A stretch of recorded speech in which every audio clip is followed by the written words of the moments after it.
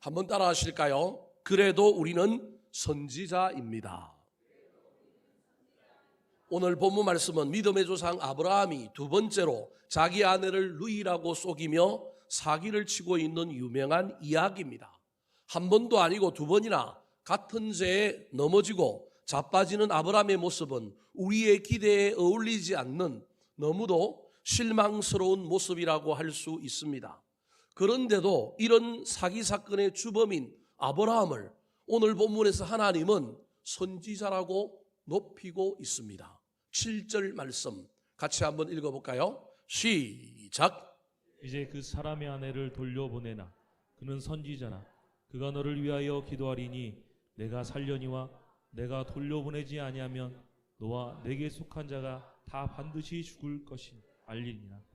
범죄자인데 파렴치한 범죄자임에도 불구하고 우리 하나님은 책망하지 않으시고 도리어 선지자라고 높여주시고 있습니다. 심지어 오늘 보면 마지막에 보면 17절과 18절에 보면 이런 파렴치한 선지자라고 불리는 이 아브라함이 기도를 했는데 기도에 뭐가 나타나요? 능력이 나타나고 응답이 나타나서 막혔던 태문이 열려서 아비멜렉이라고 하는 그 당시 이 블레셋의 모든 왕들을 통칭하는 말인데 이 아비멜렉의 왕의 집안에 태문이 열렸어요. 말이 안 되지 않습니까? 좀 비인격적이고 좀 파렴치한 목회자의 기도는 우리 하나님이 안 들어주셔야 하지 않겠습니까? 그런 인간을 하나님이 나서서 좀 막 혼을 내고 뭐라고 그래야 되지 않겠습니까? 그런데 하나님이 그런 인간을 뭐라고 얘기하고 있다고요? 선지자다 뿐만 아니라 그가 기도하면 제각 들어주셨다라고 하는 이 모순된 이야기를 저와 여러분은 어떻게 이해해야 할까요? 오늘 본문에는 아브라함의 모습이 세 가지가 나오는데 그 세 가지의 모습을 사실은 아브라함이 잘 몰랐을 겁니다. 우리는 우리 각자의 모습이 어떠한지를 잘 알아야 합니다. 자기 모습을 자기가 아는 것을 자화상이라고 합니다. 내가 내 모습이 어떤가를 알면 내 모습을 고칠 수 있습니다. 미모를 아름답게 잘 가꾸는 분들은 대부분 자기 얼굴을 거울에 비춰보고 자주 고칩니다. 화장도 잘하고요. 뭔가 부족한 것들을 잘 만들어냅니다. 쌩얼을 보면 영 아닌데 화장을 하고 딱 나타나면 기가 막힌 변장수를 하는 사람들이 있습니다. 그 사람들은 자기의 모습을 알기 때문에 부족한 것들을 고치는 능력이 있는 것입니다. 지금 저와 여러분은 어떤 모습을 가지고 있을까요? 우리 각자의 자아상이 무엇인지를 알아야만이 잘못된 것은 고치고 그렇지 못한 부분들은 저와 여러분이 보완해야 될 뿐만 아니라 멋진 모습은 더 돋보이게 해야 하지 않겠습니까? 오늘 본문 말씀에는 아브라함의 세 가지 자화상이 나옵니다. 어쩌면 아브라함이 이 자화상을 몰랐을 것입니다. 두 개는 나쁜 자화상이요, 하나는 좋은 자화상인데도 불구하고 자기가 그런 존재인지를 몰라서 하나님이 알려주고 있습니다. 자, 그렇다면 오늘 본문에 나오는 이 아브라함의 자아상, 아브라함의 모습은 어떤 모습일까요? 어쩌면 이 모습은 오늘을 살아가는 저와 여러분의 모습일 수도 있습니다. 더 나아가서 한국 교회의 자화상일 수도 있습니다. 첫 번째 자화상입니다. 따라 하시겠습니다. 거짓말하는 선지자. 하나님께서 아브라함을 선지자라고 이야기하고 있는데 이 선지자의 자화상이 어떤 자화상이냐 하면 거짓말하는 자화상입니다. 위대한 믿음의 조상이 갑자기 오늘 본문에는 뭘로 등장하고 있느냐 하면 거짓말하는 사기꾼의 모습으로 등장하고 있습니다. 너무도 당혹스럽고 실망스럽습니다. 그렇다면 저와 여러분이 질문을 해야 합니다. 그래도 아브라함이 믿음의 조상이고 본토 친척 아버지 집을 떠나왔고 꽤 괜찮은 사람인데, 물론 아브라함의 인생이 롤러코스터를 타기는 하지만 그래도 보면 그래도 산을 향하여 오르락내리락 하다가 그래도 오르막길을 향하여 가는 인생이지 않습니까? 비록 어떤 시기에는 내리막길을 걸어가고 있더라도 또 올라와서 또 올라가고 내리락 오르락 내리락 하는 가운데도 아브라함의 인생은 믿음의 정상을 향하여 그래도 올라가는 신앙생활을 하고 있는 사람이지 않습니까? 그런데 그런 사람이 왜 갑자기 오늘 본문에 이런 파렴치범으로 등장했을까요? 그것도 옛날에 이미 한 번 경험하여 반면교사로 삼아서 초창기에 애굽 가서 아내를 루이라고 속였는데 그 일을 뭐 하고 있어요? 반복하고 있단 말이에요. 왜 그가 갑자기 이런 거짓말쟁이 사기꾼이 되었을까요? 오늘 보면 1절 말씀을 먼저 저와 여러분이 이해해야만이 이 아브라함이 왜 이런 사기를 치고 있는지를 알 수 있습니다. 자, 1절 말씀 같이 한번 읽어볼까요? 시작. 아브라함이 거기서 네게부 땅으로 옮겨가 가데스와 술 사이 그랄에 거류하며. 아브라함이 거기서 이사를 했다라는 거예요. 이사하고 난 다음에 뭘 했느냐 하면 거짓말을 친 거예요. 사기를 친 거예요. 그럼 이사에 문제가 있는 거예요. 다르게 얘기하면 약속의 땅을 버린 결과 사기꾼이 되었고 거짓말을 하고 있는 거예요. 약속의 땅은 은혜, 말씀, 예배, 신앙 이렇게 바꿀 수도 있어요. 저와 여러분이 말씀에 사라지면, 은혜가 사라지면, 말씀의 자리, 은혜의 자리, 예배의 자리를 떠나면 우리도 아브라함처럼 뭐가 될 수 있느냐 하면 사기꾼이 되고 거짓말하는 사람이 될 수 있다는 거예요. 아브라함이 거기서 떠났는데 어디서 떠났을까요? 이 거기가 헤브론이라고 하는 곳입니다. 첫 번째, 아니요, 다시 1절을 보여주실까요? 첫 번째, 그가 애굽에 내려가서 자기 아내를 뭐라고 속였느냐 하면 누이라고 속였던 그 이후에 돌아와서 너무 부자가 돼가지고 조카 롯과 한 장소에 살 수 없어서 네가 자하면 나는 우하고 네가 우하면 나는 자하리라 하고 난 다음에 하나님께 받은 말씀이 뭐냐 하면 너 어디 거주할지 종가 행으로 한번 다녀봐라.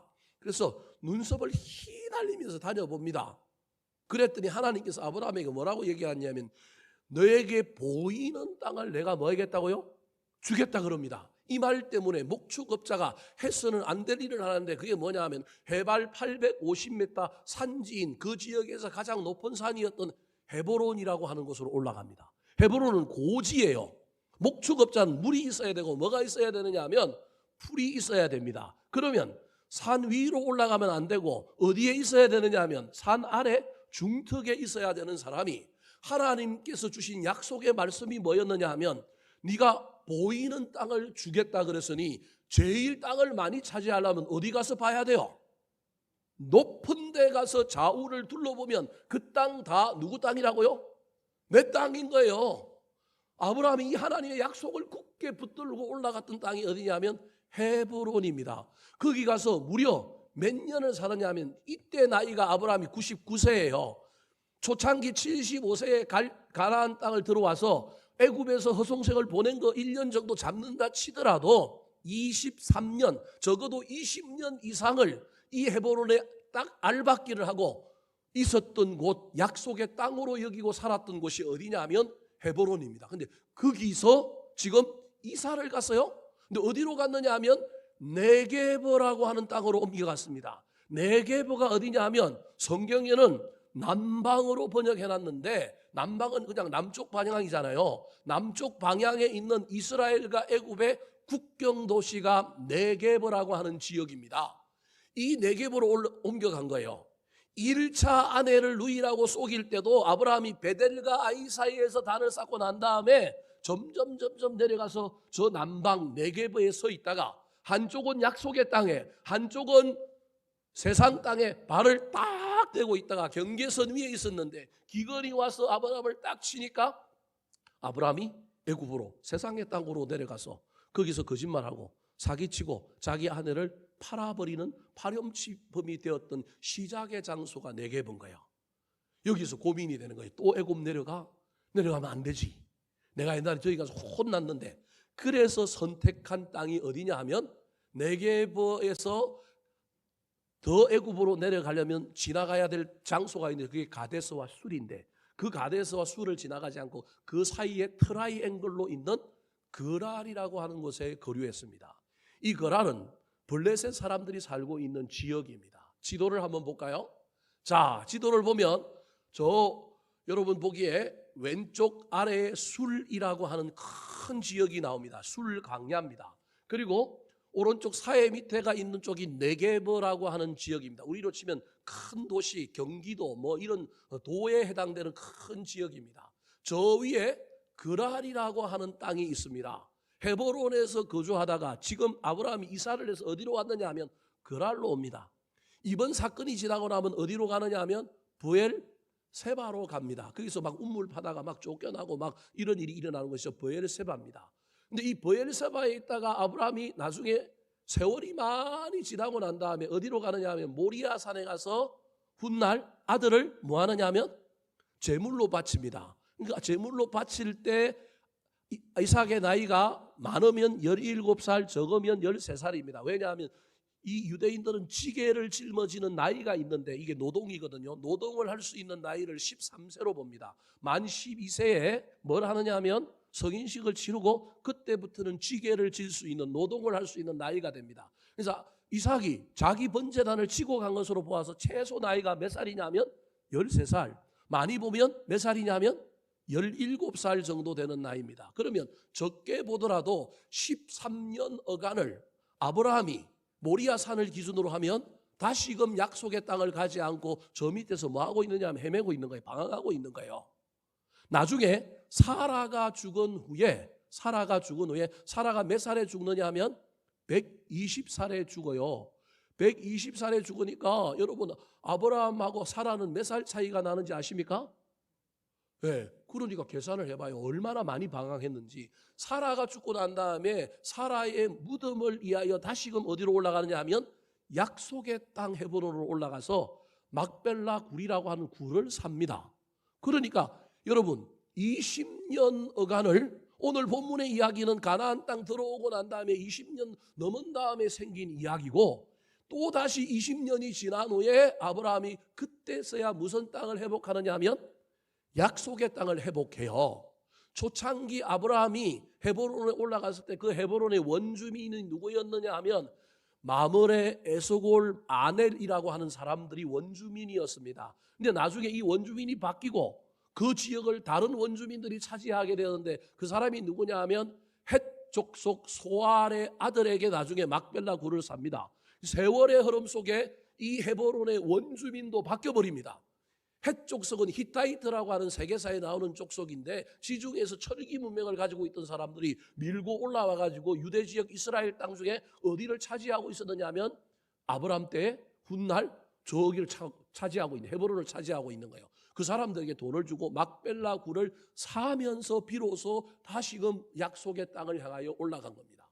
자, 세월의 긴 길이를 제가 여러분에게 설명했지만 아브라함이 지금 무슨 일이 일어나냐면 약속의 땅을 버리고 그랄에 거주함으로 말미암아 그가 지금 무슨 일을 하고 있느냐 하면 표면적으로 그가 약속을 버림으로 믿음의 자리, 예배의 자리, 은혜의 자리를 버림으로 거짓말을 하고 사기치는 인생이 되었다라는 겁니다.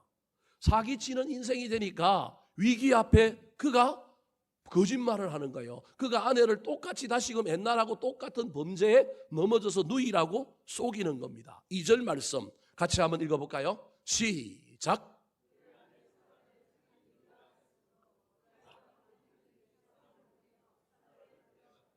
약속의 땅을 버리고 말씀의 자리를 버리고 은혜의 자리를 버리고 신앙이 희미해지면 사람은 반드시 옛날에 가장 약했던 자리로 돌아갑니다. 이걸 심리학적인 용어로 뭐라고 얘기냐면 대행이라고 얘기합니다. 저와 여러분이 반드시 무슨 어려움을 당하거나 위기를 당하면 사람은 동굴로 들어가고 사람은 어디로 들어가느냐 하면 과거에 가장 나의 연약한 때로 돌아갑니다. 그래서 심지어는 어디로 가느냐 엄마 자궁 속으로 들어가려고 유아기적인 모습을 보이는 인간의 잘못된 모습이 있습니다. 저와 여러분이 혹시 숨거나 저와 여러분이 자꾸 어린아이로 돌아가고 있는 모습이 있다면 내 믿음이 떨어졌구나. 내가 은혜의 자리를 버렸구나. 내가 약속의 자리를 버렸구나. 그래서 지금 내가 믿음이 뒤로 퇴행하고 있구나. 출애굽한 이스라엘 백성들이 광야의 길을 가는 동안에 모세한테 얼마나 원망을 하는지 모릅니다. 원망하면서 맨날 모세에게 협박했던 것이 어디 가겠다고요? 애굽 가겠다는 거. 이게 퇴행이에요. 은혜가 없으면 뒤로 간다니까요. 심지어 그들은 뭐라고 얘기하냐면 먹지도 않은 것까지 막 주장합니다. 우리가 옛날에 애굽에서 노예로 살았으면서 뭘 먹었대요? 부추도 먹었고 뭐도 먹었다고 얘기해요. 수박도 먹었다 그래요. 그럴 정도로 사기를 치면서 모세에게 대들면서 자꾸 과거를 이야기하는 거예요. 여러분, 과거에서 교훈을 얻어야 되지만 과거를 뜯어먹고 살면 안 됩니다. 신앙도 왕년에 있으면 안 됩니다. 왕년에가 뭐 중요해요? 오늘 지금 내가 어떤 모습으로 사느냐가 중요한데 지금 아브라함은 약속의 땅을 버리는 순간에 첫 번째 아내를 속였던 과거의 자리에 다시 돌아가 있는 겁니다. 뭐만 바뀌었냐면 장소만 바뀌었습니다. 네게브에서 애굽으로 내려간 첫 번째 사건과 달리 애굽으로 내려가지 않으면 된다고만 생각하고 똑같은 방식으로 이번에는 어디를 택했냐면 똑같은 세상 땅인 블레셋의 땅 그라를 선택하여 그곳에 가 있는 것입니다. 표면적으로는 약속의 땅을 버렸기 때문이긴 한데 약속의 땅을 그러면 왜 버렸을까요? 약속의 땅을 버린 이유 중에 하나가 뭐냐 하면 하나님이 그 속에 없기 때문에 약속의 땅을 버린 겁니다. 하나님을 버린 사람에게 특징이 뭐냐 하면 두려움입니다. 믿음의 사람은 하나님만 두려워하고 다른 걸 두려워하지 않지만 믿음이 없는 사람은 하나님만을 두려워하지 않고 다른 모든 것을 두려워합니다. 지금 아브라함이 약속의 땅을 버리고 나와서 아내를 누이라고 속이는 이유 중에 하나는 표면적으로는 약속의 땅을 버렸기 때문이지만 그 속에 하나님의 임재를 상실하고 세상에 대한 두려움이 가득해 있기 때문에 그렇습니다. 어디에 그게 나올까요? 11절 말씀 같이 한번 읽어볼까요? 시작. 이곳에서는 하나님을 두려워함이 없으니 내 아내로 말미암아 사람들이 나를 죽일까 생각하였으며. 아내를 누이라고 속이고 난 다음에 나중에 하나님이 꿈에 나타나 아비멜렉을 책망하고 아비멜렉이 자기는 죄 없는데 책망받으니까 아브라함을 불러가지고 물어볼 때 아브라함이 변명하고 있는 내용이 11절입니다. 왜 아내를 누이라고 속였느냐 하면 이곳에서는 하나님을 두려워함이 없으니, 이 말은 무슨 말이냐면 이곳에 사는 사람들은 하나님을 두려워하지 않으니, 이 말입니다. 여러분, 이 말이 무슨 말일까요? 믿음의 사람들은 내가 가는 곳에 누가 있어요? 하나님이 누구랑 함께해요? 왜냐하면 하나님 내 속에 계시니 내가 가는 곳에, 그곳이 절간이라도 그곳이 사막이라도 그곳에 누가 있어요? 하나님이 있어요. 아프리카에 가 있어도 하나님이 나와 함께 있는 거예요. 우리 하나님은 무소부재하셔서 어디든지 계시는 분이에요. 아무리 믿지 않는 사람들이 있는 곳이라도 그곳에는 누가 계셔요? 하나님이 계시는데 지금 아브라함의 영적인 상태는 이곳에는 누가 없다고요? 하나님이 없다는 거예요. 그 말은 자기 속에 누가 없다라는 거예요. 하나님이 없다라는 거예요. 하나님이 없으니 그동안 내 뒤를 봐주는 그 하나님 때문에 내가 용기가 있고 담대했는데 이제 하나님이 없으니 두렵기 시작한 거예요. 하나님의 임재를 잃어버린 사람, 두려움이 찾아오니 일어나지 않을 일들을 염려하는 거예요. 제가 금요일에 여러분에게 설교했던 건 세상 근심을 하는 거예요. 일어나지 않는 염려가 뭐예요? 이 사람들이 내 아내를 빼앗아 가려고 나를 뭐 하려고 한다? 죽이려고 한다라는 두려움이 엄습하니 일어나지 않는 일을 염려하는 거예요. 염려의 특징 중에 하나가 일어나지 않을 일을 뭐 하는 거예요?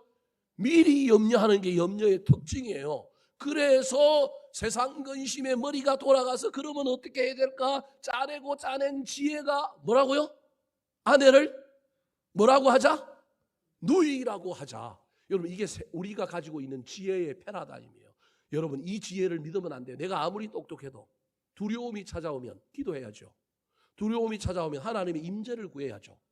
그런데 아브라함이 여러분 이걸 잊어버리고 지금 약속의 땅을 버린 순간에 하나님의 임재가 상실되고 그 마음에 두려움이 가득한 거예요.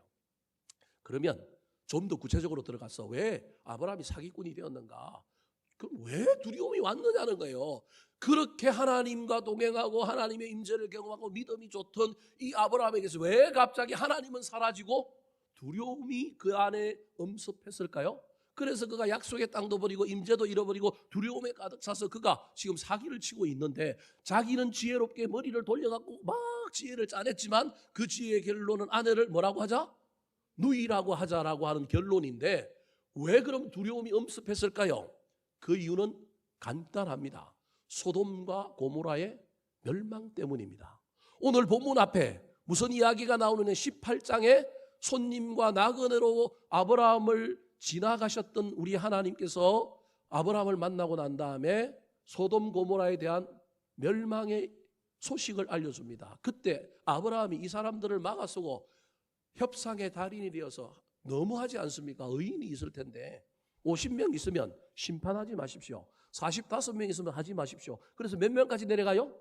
10명까지 내려갔는데 그 10명이 있어요, 없어요? 없잖아요. 그래서 그 성은 멸망당해야 되는데 하나님이 아브라함 때문에 누구는 건져줘요? 조카 롯의 가족은 건져주잖아요. 그 중에서도 사이들은 하나님의 말씀을 뭘로 여겨요? 농담으로 여기는 바람에 그 사이들은 나오지 않았어요. 나왔던 롯의 아내도 뒤돌아보지 말라는 하나님의 말씀에 순종하지 않으므로 뭐가 돼요? 소금 기둥이 되었어요. 이 사건이 아브라함에게 두려움으로 다가온 거예요. 담대하여 하나님 앞을 막아서고, 얼마나 믿음이 좋아요. 이때는 뭐 담대해요. 두려움이 없어요. 하나님 앞을 막아서고 하나님과 맞짱 뜨고 하나님 앞에 숫자를 협상할 정도로 그렇게 대단했던 아브라함이 왜 갑자기 그 믿음은 사라지고 두려움이 엄습해서 약속의 땅을 버리고 하나님의 임재를 상실하고 두려움 때문에 그랬을까요? 무엇 때문에 그랬을까요? 이 이유를 알기 위해서는 오늘 본문 앞에 나오는 창세기 19장 27절과 28절을 살펴봐야 합니다. 같이 한번 읽어볼까요? 시작.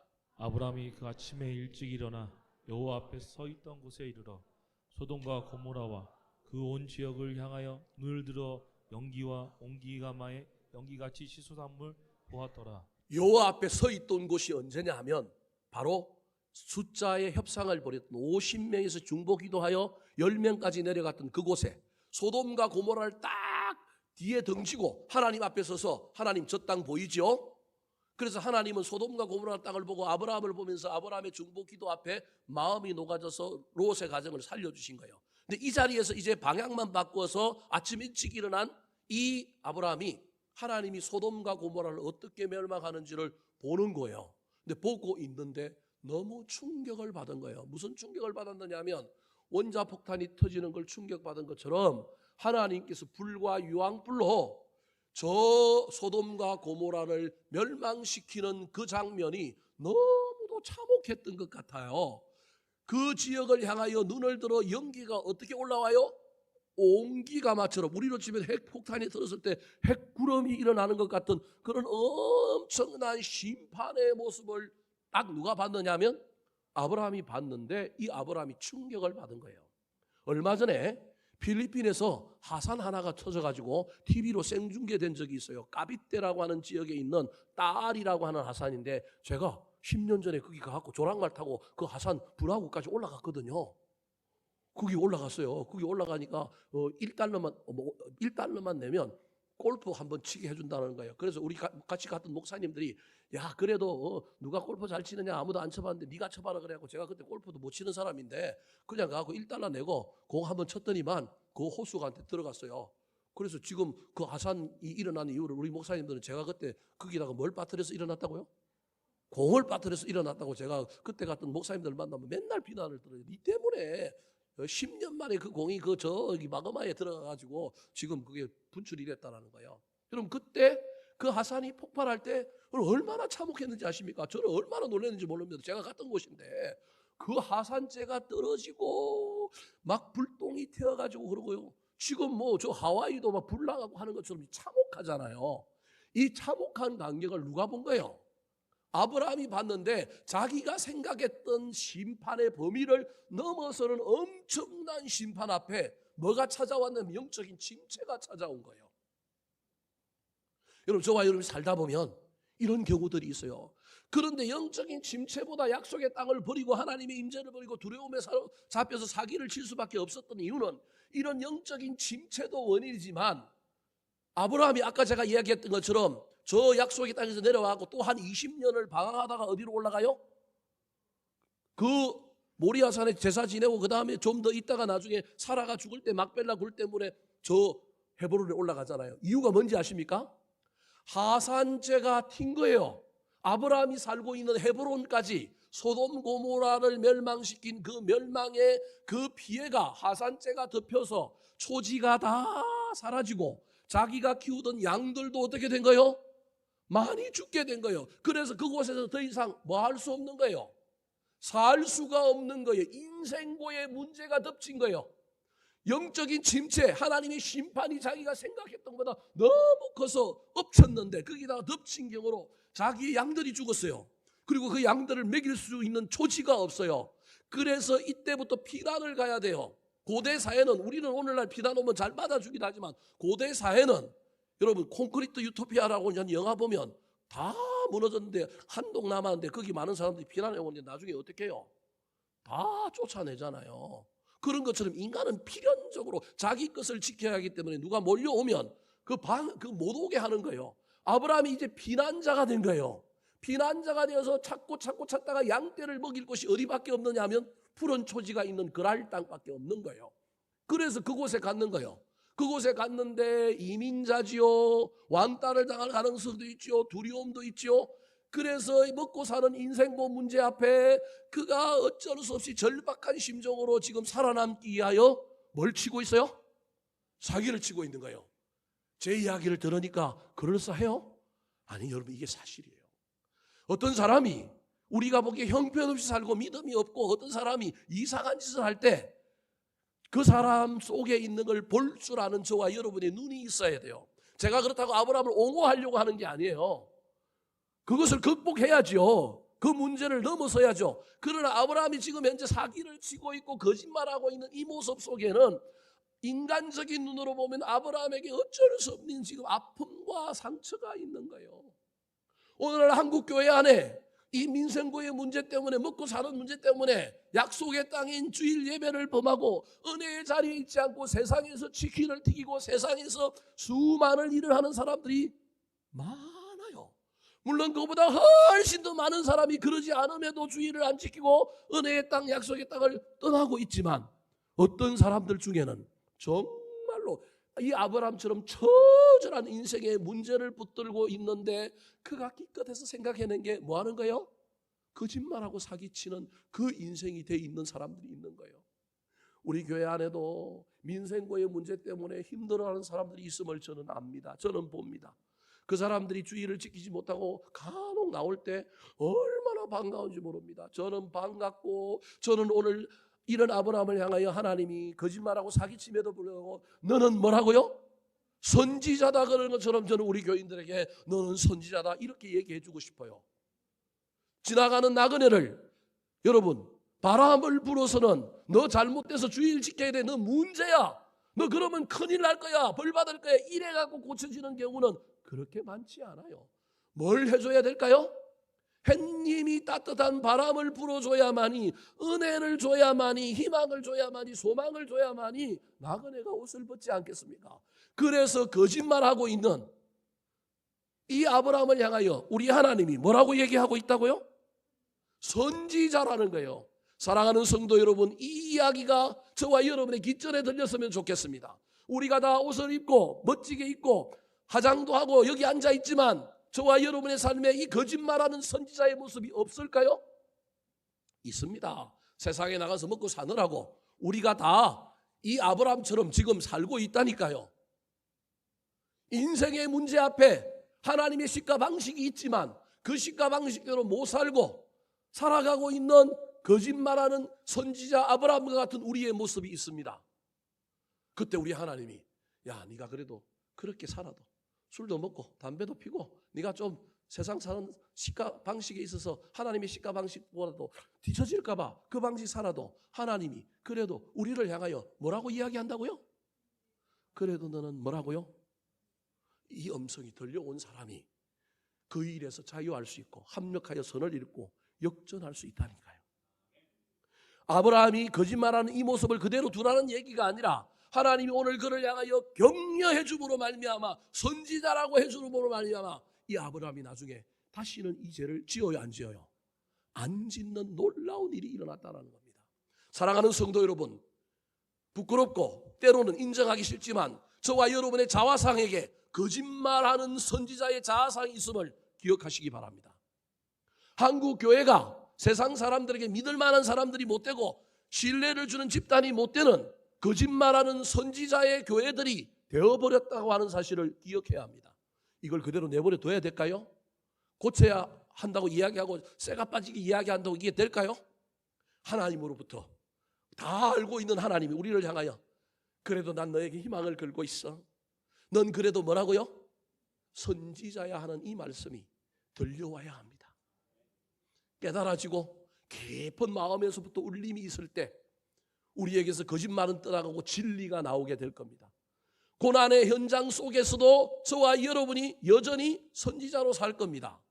선지자라고 하는 말이 뜬금없을지도 모릅니다. 하나님이 아브라함을 향하여. 근데 아브라함이 이미 선지자의 삶을 살았단 말이에요. 무슨 말이냐면요, 여러분, 아브라함이 하나님께로부터 갈대아 우르에서 여러분 선택받았잖아요. 복의 근원으로. 이 삶이 선지자라니까요. 복의 근원.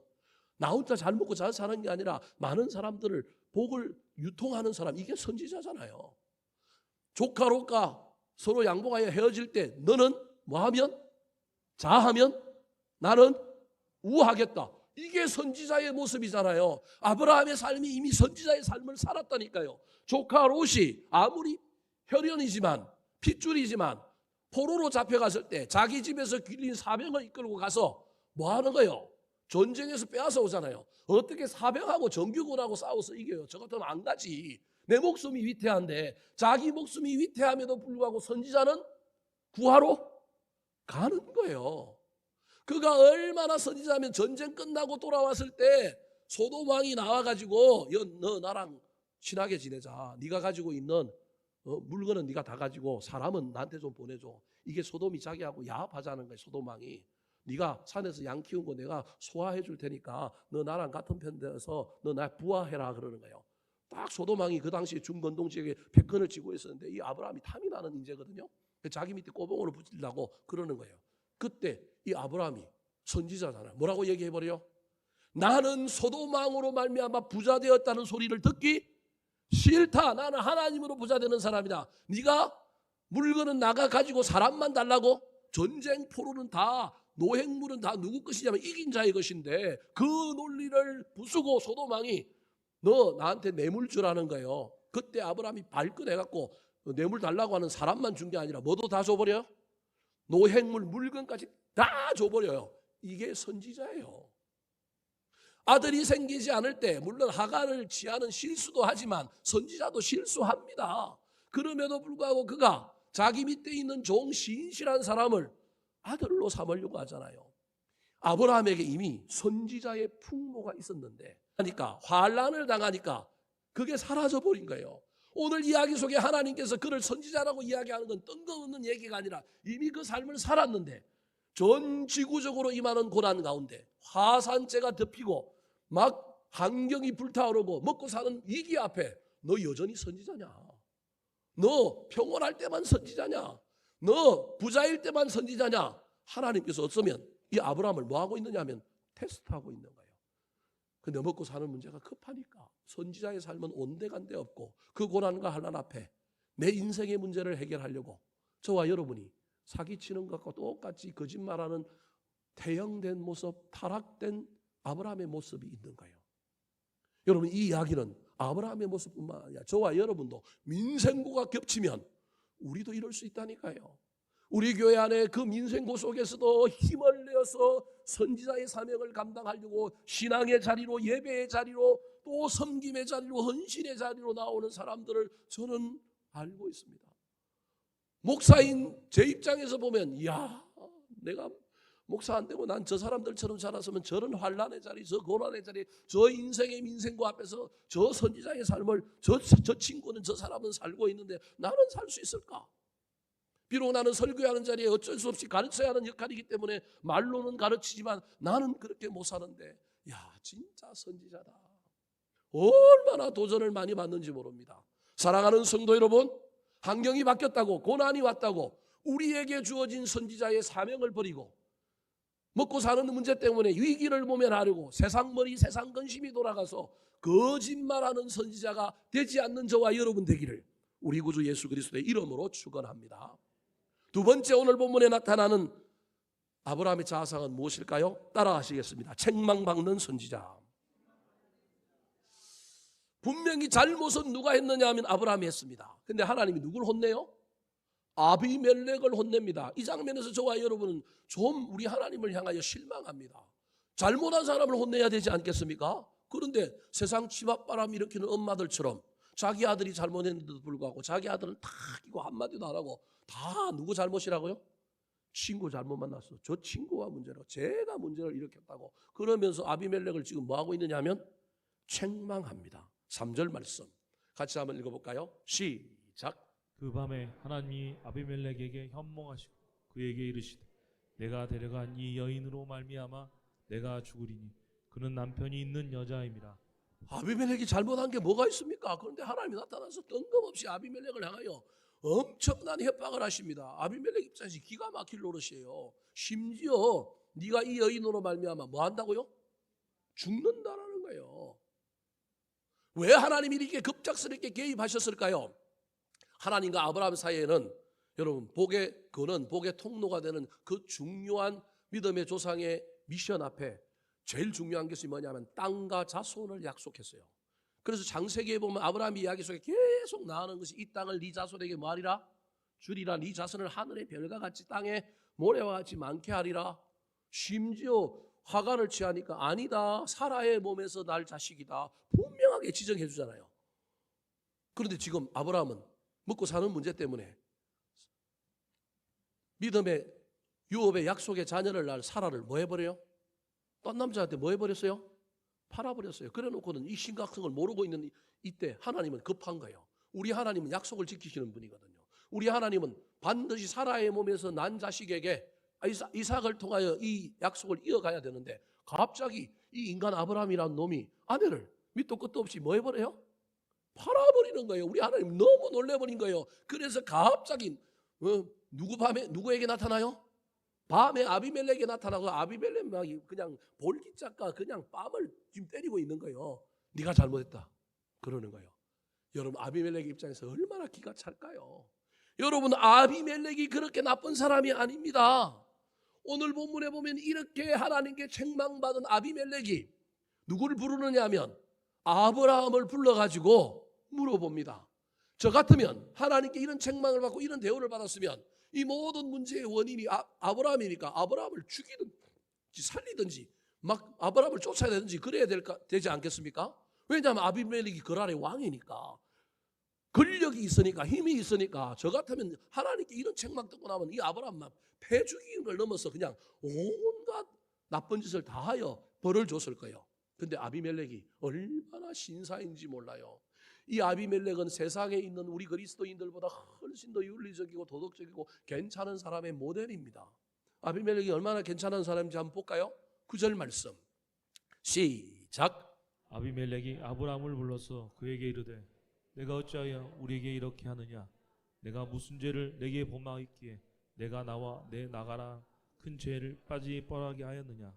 내가 합당하지 아니한 일을 내게 행하였도다 하고. 하나님께 책망받은 아비멜렉이 아브라함을 책망하는 장면인데 이건 저 같으면 멱살을 붙들고 그냥 막 뒤흔들어도 시원찮은데 너무 품격이 있어요.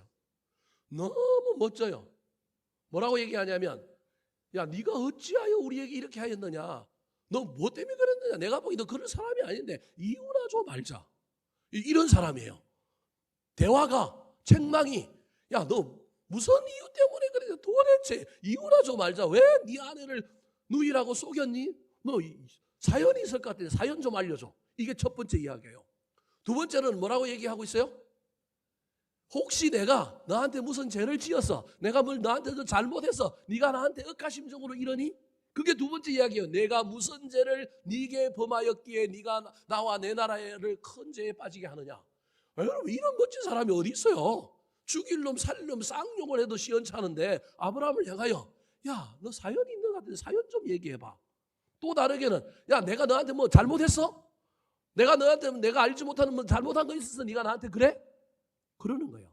그리고 마지막으로 비수처럼 한마디 하는데 그 말도 품격이 있어요. 뭐라고 얘기했냐면 네가 뭐 하지 않은 일을 했다고요?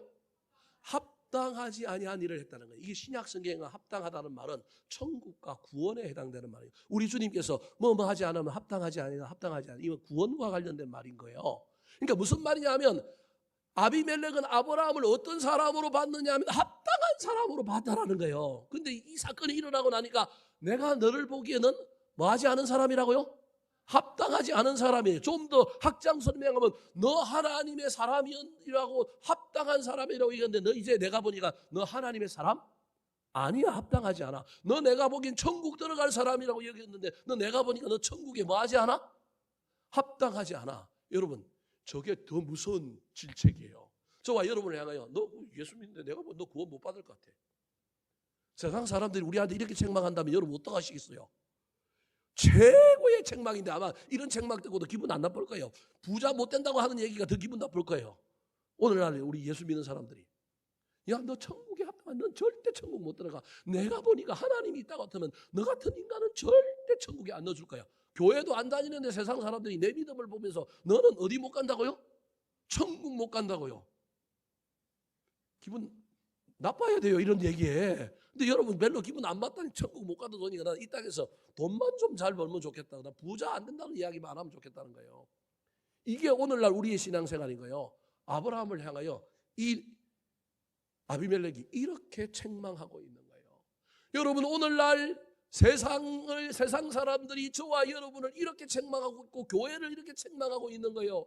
오늘날 저와 여러분의 자아상과 교회의 자아상이 세상을 향하여 비난받고 책망받는 자아상이 있는데 우리는 거룩한 척, 우리는 괜찮은 척, 우리는 뭐 제대로 된 것처럼 살아가는 거예요. 여러분 이게 우리 본 모습이에요. 안타깝지만 이런 품격 있는 책망하는 이 아비멜렉 앞에 아브라함이 오늘 어떤 반응을 보여요? 뭐라고 얘기해요? 변명하는 것이 너무 수준이 낮아요. 대답하는 것이 수준이 낮아요. 이미 드러났으니 이때서라도 아이고 내가 잘못했습니다. 뭐 그냥 용서해 주십시오 이러면 되잖아요. 근데 뭐라고 얘기해요?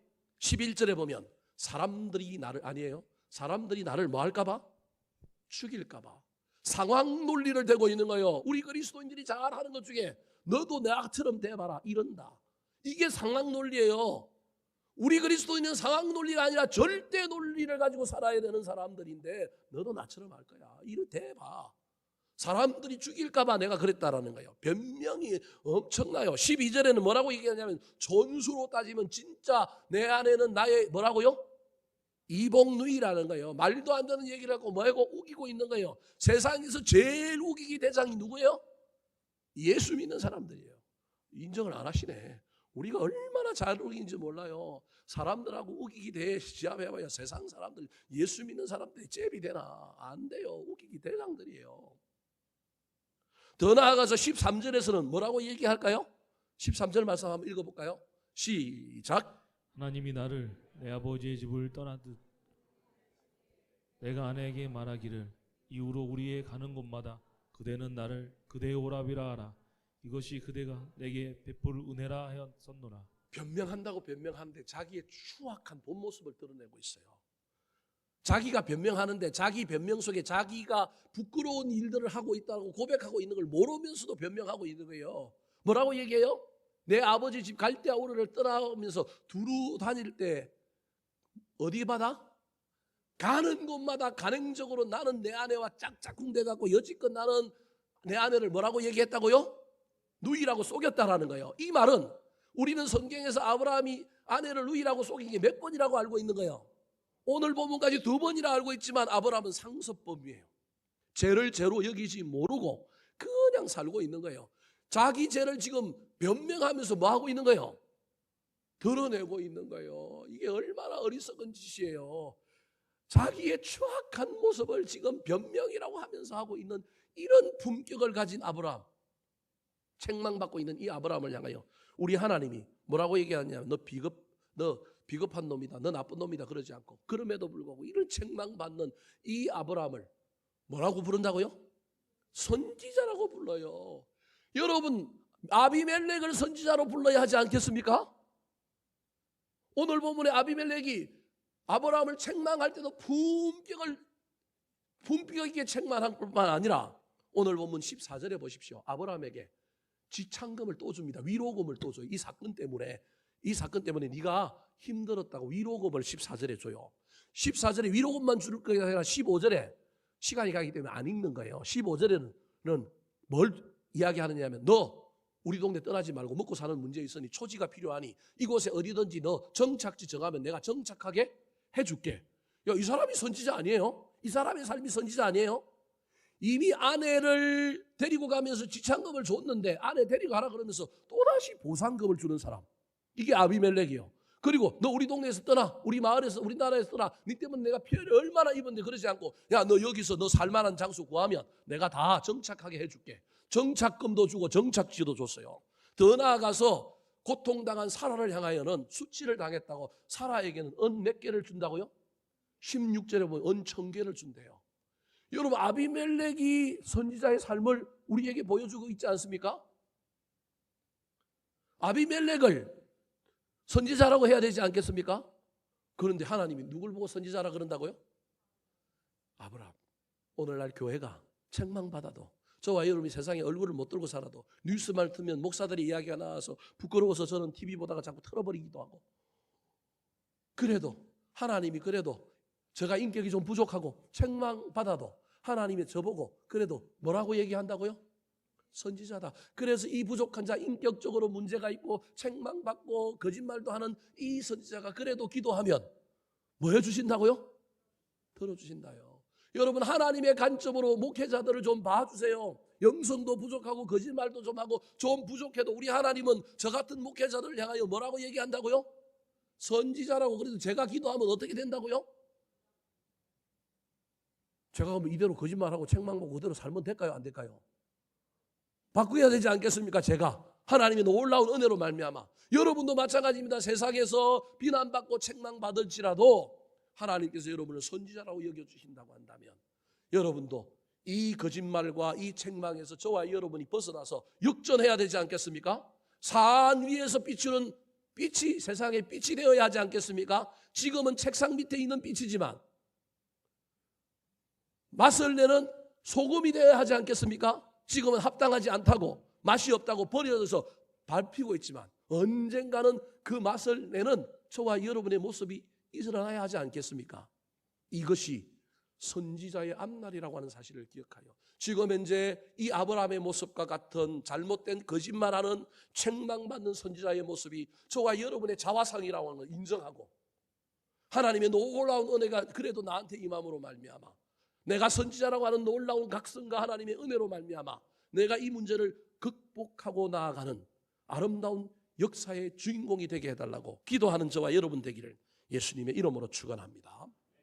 마지막입니다. 오늘 본문에 나오는 아브라함의 자아상은 무엇일까요? 따라하시겠습니다. 기도하는 선지자. 제가 아까 아비멜렉이 선지자 같다고 얘기했습니다. 훨씬 더 좋은 사람이라고. 그런데 왜 하나님은 아비멜렉을 선지자라고 안 하고 도리어 문제 많고 인격적으로 문제 있는 아브라함을 선지자라고 얘기했을까요? 아비멜렉이 선지자가 될 수 없는 이유 중에 하나가 오늘 보면 4절과 5절에 나옵니다. 같이 한번 읽어볼까요? 시작. 아비멜렉이 그 여인을 가까이 하지 아니하였으므로 그가 대답하되 주여 주께서 의로운 백성도 멸하시나이까. 그가 나에게 이는 내 누이라고 하지 아니하였나이까. 그 여인도 그는 내 오랍이라고 하였사오니 나는 온전한 마음과 깨끗한 손으로 이렇게 하였나이다. 자, 아브라함의 존재, 아비멜렉의 존재, 아비멜렉을 신앙이라고 한다면 저 멋진 사람이에요. 아비멜렉의 존재를 드러내는 표현이 세 가지가 나오는데 4절에는 의로운 백성, 5절에는 온전한 마음, 깨끗한 손. 이게 아비멜렉의 특징이에요. 얼마나 멋져요. 이런 사람 선지자 시켜야 되지 않겠어요? 네, 여러분 잘 들어보시기 바랍니다. 우리 하나님은요, 똑똑한 놈, 잘난 놈, 어려운 놈을 불러서 사용하시는 분이 아니고 우리 하나님은 부족한 죄인들을 들어서 사용하십니다. 문제는 부족한 죄인들을 들어서 썼는데 어느 순간 되면 우리가 다 뭐라고 얘기한다고요? 어렵다고, 온전하다고, 나 깨끗하다고 우리의 죄인됨을 잊어버린 거예요. 여러분, 아비멜렉이 아무리 도덕적으로 윤리적으로 옳아도 그가 문제가 있는 것은 자기 스스로 나를 어렵다고 얘기하고 내가 온전하다고 얘기하고 나를 깨끗하다고 말하는 저 이야기. 인간적으로는 괜찮지만 영적으로는 절대 저 일은 하나님 앞에서 용납되지 않는 겁니다. 어렵다, 온전하다, 깨끗하다. 누가 결정할까요? 지금 저와 여러분이 목사, 장로, 건사 여러 직분을 맡고 있고 저와 여러분이 지금 하나님 앞에 예배자로 앉아 있을지라도 우리는 죄인입니다. 우리는 은혜 받은 자입니다. 그래서 예수 잘 믿는다고 머리로 믿고 저와 여러분이 어느 순간 되면 나 어렵다, 나 온전해, 나 깨끗하다 이러면 안 된다니까요. 설사 그런 지경에 이르렀다 할지라도 우리가 선지자라고 한다면 선지자는 날마다 하나님께 뭘 입는 자여야 돼요? 은혜를 입는 자여야 한다니까요. 아비멜렉이 선지자가 될 수 없는 이유, 그가 하나님 자리에 앉아 있을 가능성이 뭐 그렇다고 그만 나쁘다는 얘기가 아니에요. 그는 지금 하나님의 은혜가 필요 없는 사람이에요. 하나님의 은혜는 지금 누구한테 필요해요? 아브라함 저 거짓말하고 저 책망 맞는 저기 은혜가 필요해요. 그 은혜를 받아야 그가 어떤 사람이 될 수 있어요? 은혜로운 사람이 될 수 있어요. 여러분 아비멜렉이 어떤 삶을 살았느냐 하면 이런 삶을 산 거예요. 남한테 피해 안 주는 것. 내 삶 내가 잘 근사하면서 내가 바르게 사는 것. 그런데 하나님께 책망받는 순간 아비멜렉이 변하여 여러분 사라에게 천개를 주고 아비멜렉에게 뭘 주느냐 하면요. 아브라함에게 뭘 주느냐 하면요. 보상금을 주고 그 다음에 정착지를 준 거예요. 아까 봤잖아요. 그게 하나님께 뭘 받았기 때문에? 책망을 받았기 때문에. 책망 이전에 아비멜렉의 삶은 난 남한테 손에 안 끼쳐. 내 인생은 내 거야. 내가 다 건사할 거야. 내가 알아서 살 거야. 세상적으로는 멋지지만 하나님 앞에는 그 사람은 우리 하나님이 들어갈 자리가 없는 사람이에요. 그런데 책망을 받고 하나님이 아비멜렉의 삶에 꿰뚫고 들어오니 아비멜렉이 이제 어떤 삶을 사는 거예요? 선지자의 삶을 사는 거예요. 지금 이거 누구 보라고 하나님께서 아비멜렉을 변화시키고 있을까요? 아브라함 보라고. 아브라함 보고 아비멜렉을 정면교사로 삼아 네가 살아야 될 삶이 이런 삶이다. 네가 평안할 때뿐만 아니라 네가 고난의 때에도 너는 선지자야. 선지자는 어떻게 사는 거냐 하면 살리는 사람이야. 선지자는 어떤 사람이냐 하면 세우는 사람이야. 선지자는 은혜를 유통하는 사람이야. 선지자는 축복의 통로가 되는 사람이야. 잘 모르겠어? 저 사람 성질 내야 되는데 너한테 지금 안 갚음해야 되는데 너한테 다 쏟아부어야 되는데 지금 저 사람 어떻게 하고 있어? 너한테 위로금 줬어? 너한테 정착금 줬어? 사라에게 보상금으로 은천개 줬어? 이게 무슨 삶이라고요? 선지자의 삶이야. 야, 아비멜렉의 입장에서 저거 억울한 일이잖아. 저거 손실이잖아. 그런데 선지자는 손실이 아니야. 하나님께서 세상 사람 아비멜렉도 하나님 없이 그냥 자기 삶 근사하고 남에게 피해 주지 않는 삶으로 살았던 거. 그래서 자기 욕심 이루기 위하여 또 정당한 대가를 치르고 남의 아내를 뭐 한 거예요? 자기 아내로 데려온 거예요. 이게 아비멜렉의 삶에 있는 선지자의 삶이 아니라 욕심의 삶이라니까요. 욕심인데 정당한 절차와 정당한 대가를 치르고 왔단 말이에요. 그래서 아비멜렉 입장에서는 이건 문제가 있어요, 없어요? 없어요. 그런데 하나님은 문제 있다고 지금 책망하는 일을 통하여 아비멜렉의 삶의 지평을 넓혀주는 거예요. 내 삶만 붙들고 난 남한테 피해 안 주고 나 혼자 잘 살면 돼. 이게 아니라는 거예요. 한국 교회 교인들끼리 잘 먹고 잘 살고 세상에 피해 안 주는 것, 뭐 책망 받는 걸 그거 뭐 다 없이 한다 치더라도 우리가 그냥 책망 안 받는 정도로 만족하면 되는 게 아니라는 거예요. 한국 교회 성도들 이 세상에서 살아가는 동안에 세상 사람들에게 욕 안 먹고 내 삶 내가 근사함으로 말미암아 그런 정도의 삶을 우리에게 요구하시는 게 아니라는 거예요. 하나님이 우리에게 요구하는 건 무슨 삶이라고요?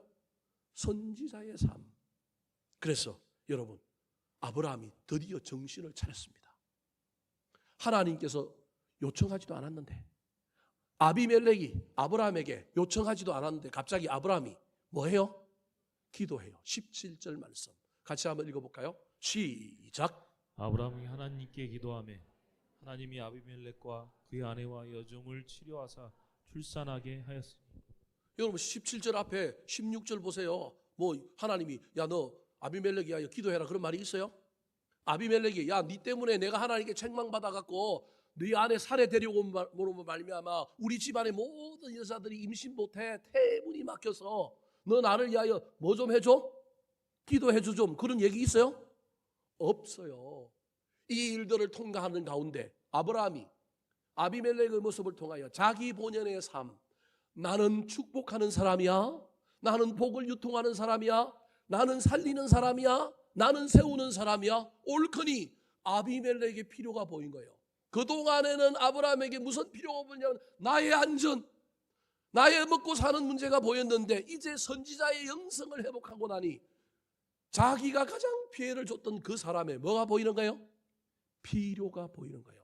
여러분 가난하다고 풍성함이 없는 게 아니고요, 부자라고 필요가 없는 게 아니에요. 오늘 이야기를 통하여 하나님께서 부자만이 선지자의 삶을 살 수 있다, 그게 아니라는 거예요. 아브라함이 지금 먹고 사는 문제에 처해져 있지만 그의 삶에서 그의 눈이 열리면 선지자의 삶을 살아서 남의 필요가 보여서, 선지자가 할 수 있는 건 뭐 물질도 주는 것일 수 있지만 제일 중요한 건 뭐 해주는 거예요? 기도해 주는 거예요.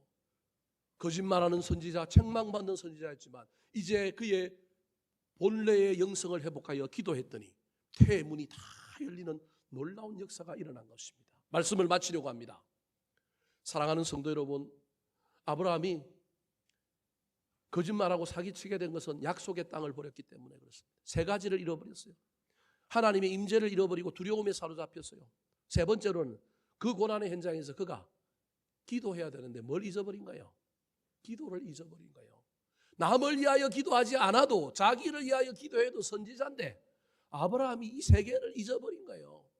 이 일을 통하여 우리 하나님께서는 그를 선지자라고 여전히 불러주고 회복시켜 줌으로 말미암아 그가 그 모든 역기능들을 회복하여 다시금 온전한 선지자가 되는 놀라운 이야기를 우리에게 알려주고 있습니다. 사랑하는 성도 여러분, 저는 목사인 제가 이 놀라운 하나님의 선지자라고 하는 이 말씀이 들려와서 다시금 영성을, 야성을 회복하고 교회가 크냐? 헌금이 많이 들어오느냐? 나에게 대우가 좋느냐? 그것이 아니라 선지자로서의 사명을 감당하는 목회자 되었으면 좋겠습니다. 저와 여러분의 자아상이, 거짓말하는 자아상이 있고 책망받는 자아상이 있다는 걸 기억하셔야 됩니다. 인정하셔야 됩니다. 그래서 여전히 세상에서 우리가 그렇게 살고 있고 그렇게 대접을 받지 않습니까? 그럼에도 불구하고 우리가 뭐라고요? 선지자라고 하는 사실을 기억했으면 좋겠습니다. 그래서 저와 여러분 그리고 한국 교회가 비록 세상 사람들에게 비난받을지라도 우리가 기도하면 나라가 안전해. 여러분 이걸 세상이 알아야 된다니까요. 몰라도 좋습니다. 우리는 이 일을 하는 거예요. 비록 책망받고 비록 비난받을지라도 우리가 누군가를 위하여 이 나라와 이 민족을 위하여 기도하면 우리는 선지자인 거예요. 저는 한국교회가 이런 선지자 교회가 되었으면 좋겠습니다. 우리 각 개인이 이런 선지자 성도들이 되었으면 좋겠습니다. 목사들이 이 땅에 이런 선지자 목사가 되어서 다시금 은혜를 받아서 우리의 기도로 말미암아 살아나고 세워지고 회복되는 놀라운 역사가 이 땅에 가득하게 되기를, 특별히 우리 교회가 그런 교회가 되기를, 우리 교인들이 때로는 인생의 문제 때문에 실험하느라고 약속의 땅 버리고 그렇게 살아갈지라도 그 고난의 현장에 하나님 찾아오셔서 우리를 향하여 위로해 주시는 넌 선지자다, 나를 혼내야 된다, 엉뚱한 사람 혼내는 일들을 통하여 은혜 받고 다시금 회복하는 저와 여러분 되기를 우리 구주 예수 그리스도의 이름으로 축원합니다. 한번 따라 하실까요? 그래도 우리는 선지자입니다. 거짓말하는 선지자, 책망받는 선지자, 기도하는 선지자,